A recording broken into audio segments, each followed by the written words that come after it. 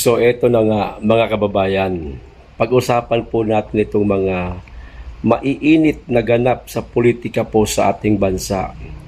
Lalong-lalo na po dito sa ating dating Pangulong Duterte, mga kababayan, na meron pong kumakalat ngayon na balibalita, usap-usapan, na di umano ang ating dating Pangulong Duterte, mga kababayan, bagamat alam ho nating lahat na nanalo na ho siya sa pagkaalkalde at uupo na lamang ho siya sa pagkaalkalde sa Davao City. Pero ito ngang usap-usapan ngayon, mga kababayan, ipapadiskwalipika di umano ang ating Tatay Digong, mga kababayan. Katulad po ng ginawa nila sa Duterte Youth Party List. Katulad din po ng ginawa nila, mga kababayan, kay Uy ba yun? Yung katunggali ni Abante, na ngayon si Abante ay siya pa ang hinirang na nanalo sa 6th District ng Manila, mga kababayan. Nanalo pa.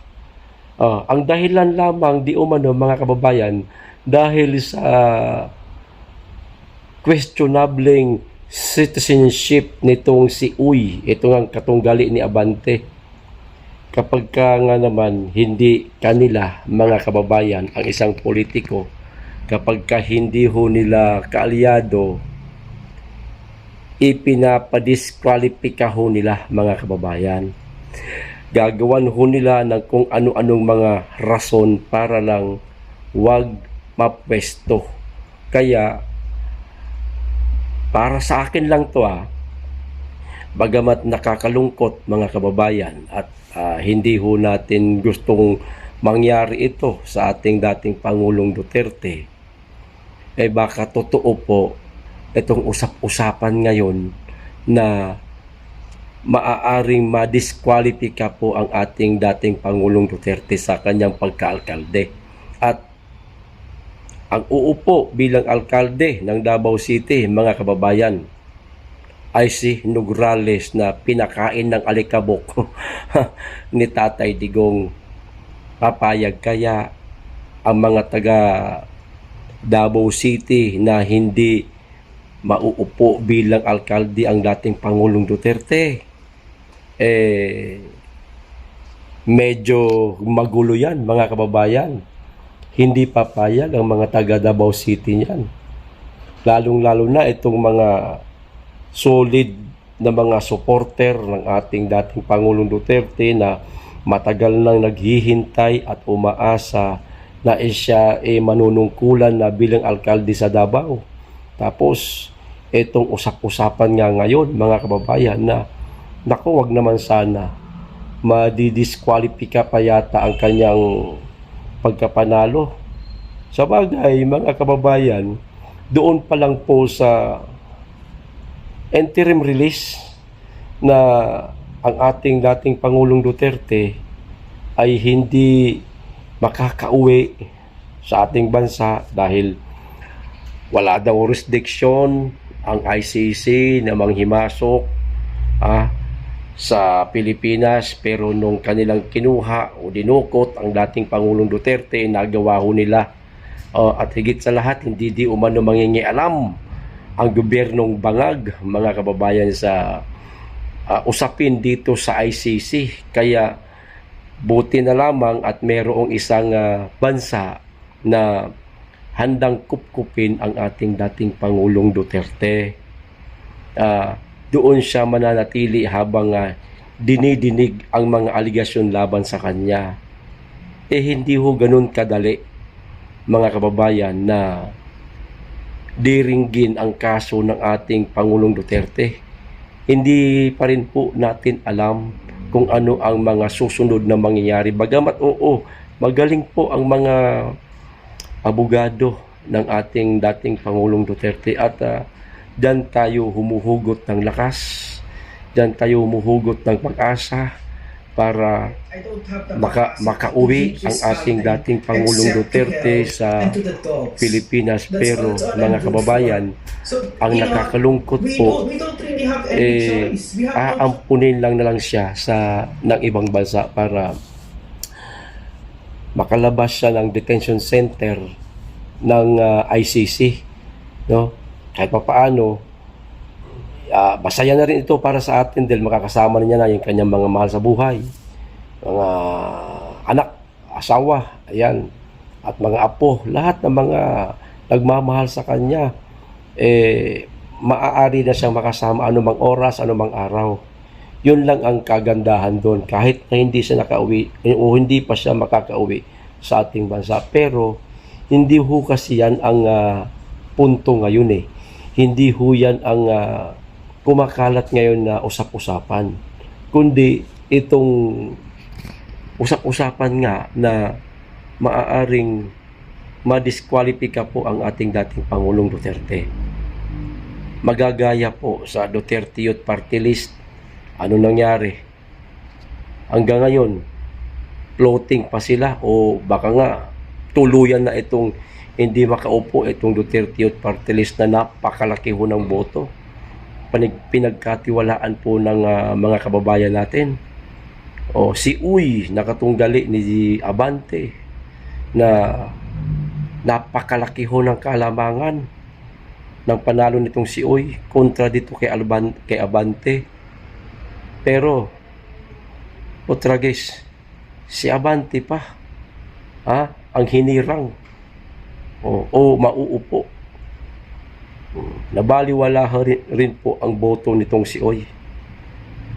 Ganito talaga ang administrasyon ngayon, mga kababayan. Tingin ko lang ito sa tingin ko lang kapag hindi ho nila kaalyado, ginigipit ho nila. Kaya pala yung ibang mga politiko, yung ibang mga mambabatas na mga duwag, mga kababayan, duwag ba na makipaglaban sa tama, walang ibang naiisip ngayon kundi kumapit na lang sa patalim. Oo, ang ginagawa nila niyan. Kapit sa patalim yan, mga kababayan. No? Di balin nang masabihan sila ng ating mga kababayan na walang prinsipyo, yan, walang paninindigan. Importante ho sa kanila yung kanilang posisyon, yung kanilang pagiging politiko. Talagang politiko lang sila. Hindi nila, wala ho sa kanila yung yung tunay na paglilingkod po sa kanilang mga constituents o sa ating bansa. Kaya kita nyo, ang dami ngayong mga buaya, mga kababayan, mga buaya dyan sa Kamara, pabuaya man dyan sa Senado na nakadikit ngayon sa administrasyon.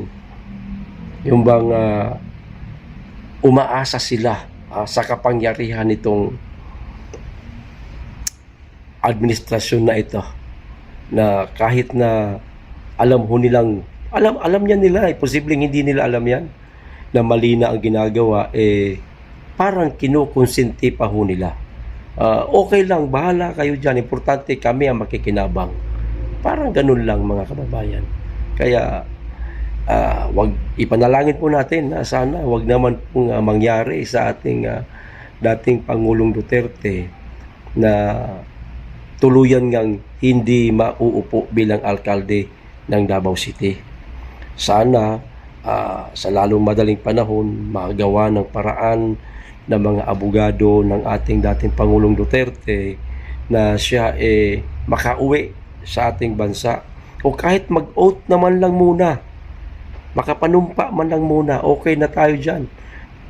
Siguradong mauupo niya bilang alkalde, at baka kalaunan sa tulong na rin ng magagaling na abogado niya makauwi siya sa ating bansa at makasama na natin siya, mga kababayan. Dahil unang-una sa edad niya, 80 anyos na, sobrang tanda niya na, mga kababayan, para pahirapan pa ni Bangag. Grabe, wala siyang konsensya, hindi na siya naawa. Igagaya niya ba talaga sa ama niya yung yung nangyari sa ama niya, sa Marcos Sr. dito sa dating Pangulong Duterte, di ba? Parang ganun siguro yata ang gusto niyang mangyari, na umuwi na lang ng Pilipinas itong kanyang ama na wala ng buhay. Baka yun ang gusto niyang gawin sa ating dating Pangulong Duterte. Hindi ho makakapayag ang karamihan niyan sa atin, at higit sa lahat, hindi hahayaan ng pamilya Duterte na ganoon ang mangyari. Kung nangyari sa ama ni Bangag yan, kasalanan din naman nila yun eh. 'Di ba? Yun, kung ngayon nangyari yung mga pinagagawa ng Marcos Sr., hindi malayong mangyaring madala rin sa ICC. Nagkataon lang. Nawala pa yatang ICC noon. Di ba, mga kababayan? So, yun po ang mga naging usap-usapan ngayon. Huwag naman sana mangyari na madiskwalipika ang ating dating Pangulong Duterte. Nandito lang po. Maraming salamat. Mag-iingat kayo lagi, at higit sa lahat, mahalin po natin ang Pilipinas.